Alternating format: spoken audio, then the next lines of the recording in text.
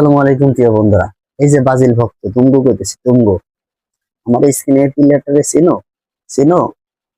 এটা কিন্তু ব্রাজিলের একটা তারকা খেলোয়াড়।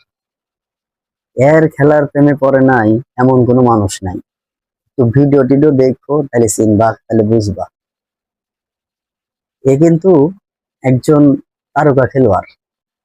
তোমাদের ব্রাজিলের হইয়া 97টা ম্যাচ খেলে 33টা গোল করছে।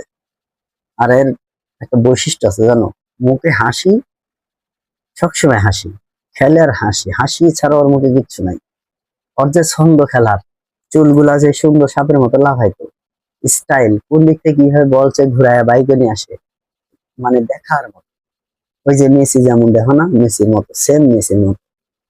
তো মেসি তো মাসাল্লাহ এখনো দলে আছে, খেলতেছে। এই মেসি সিনিয়র, ঠিক আছে, সমস্যা নেই, মেসি সিনিয়র, এখন মেসি দলে থাকবেই। কিন্তু মেসি যতগুলা খেলছে বিশ্বকাপে, এর কপালে অতগুলাও ছুটে নেই। কারণ ব্রাজিলের প্লেয়ারও একটা দোষ আছে, ওদের মাঠের চাইতে মাঠের বাইরে বেশি দেখবা, এই হলো সমস্যা। কিন্তু তোমাদের কাছে আমার প্রশ্ন যেটা, সেটা হলো, এই প্লেয়ারটা কিন্তু একটা বিশ্বকাপ জিতছে। তোমরা যারা ব্রাজিল ভক্ত, ব্রাজিল ব্রাজিল করে লাফাও, আমি তাদের মুখে শুনতে চাই, আমার কমেন্টে জানাইও এই প্লেয়ারটা কত সালে বিশ্বকাপ জিতছে। তাহলে বুঝবো, হ্যাঁ তোমরা একটু খেলা নিয়ে ভাবো বা দেখো।